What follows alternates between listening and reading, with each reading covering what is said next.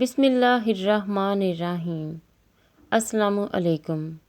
بارگاہ الہی میں دعا گو ہوں کہ آپ کو اپنی رحمتوں اور برکتوں سے مالا مال فرمائے، آپ کے رزق میں خیر و برکت عطا فرمائے اور ہمیشہ اپنے حفظ و امان میں رکھے، آمین۔ رسول پاک صلی اللہ علیہ وسلم نے فرمایا، اللہ تعالیٰ کے نزدیک سب سے بہتر دوست وہ ہے جو لوگوں میں اپنے دوستوں کے لیے بہتر ہے، اور اللہ تعالیٰ کے نزدیک سب سے بہتر پڑوسی وہ ہے جو اپنے پڑوسی کے لیے بہتر ہے۔ رسول اللہ صلی اللہ علیہ وسلم نے فرمایا، رب کی رضا والد کی رضا میں ہے اور رب کی ناراضگی والد کی ناراضگی میں ہے۔ رسول اللہ صلی اللہ علیہ وسلم نے فرمایا، قیامت اس وقت تک قائم نہیں ہوگی جب تک ایسے حالات نہ ہو جائیں گے کہ ایک آدمی کسی قبر کے پاس گزرتے ہوئے کہے گا، کاش میں اس کی جگہ پر ہوتا۔ یہ اللہ تعالیٰ سے ملاقات کے شوق کی وجہ سے نہیں ہوگا، بلکہ سنگین حالات اور آزمائشوں کی وجہ سے ہوگا۔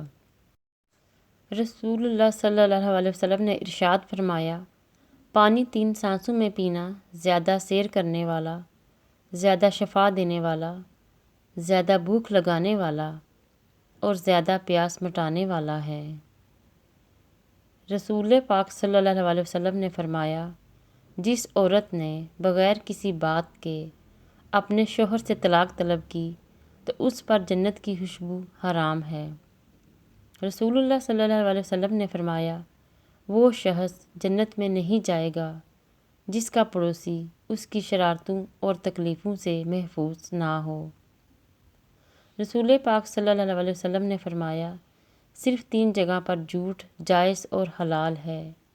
ایک یہ کہ آدمی اپنی بیوی سے بات کرے تاکہ اس کو راضی کر لے، دوسرا جنگ میں جھوٹ بولنا، اور تیسرا لوگوں کے درمیان صلح کرانے کے لیے جھوٹ بولنا۔ نبی پاک صلی اللہ علیہ وسلم کی نصیحت۔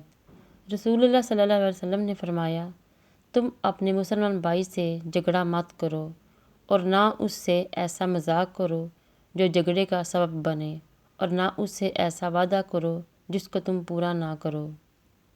رسول اللہ صلی اللہ علیہ وسلم نے فرمایا، قیامت کے دن ایک جنتی آدمی کو بلایا جائے گا جو دنیا میں سب سے زیادہ دکھوں اور شدتوں والا تھا۔ اسے جنت میں ایک چکر دیا جائے گا۔ اس کے بعد اس سے پوچھا جائے گا، اے ابن آدم، کیا تو نے کبھی کوئی تکلیف دیکھی ہے؟ کیا کبھی تجھے کوئی پریشانی آئی ہے؟ وہ کہے گا، نہیں، جی نہیں، اللہ کی قسم، اے میرے رب، نہ مجھے کوئی تکلیف آئی ہے اور نہ کبھی کوئی پریشانی دیکھی ہے۔ اللہ نگہبان۔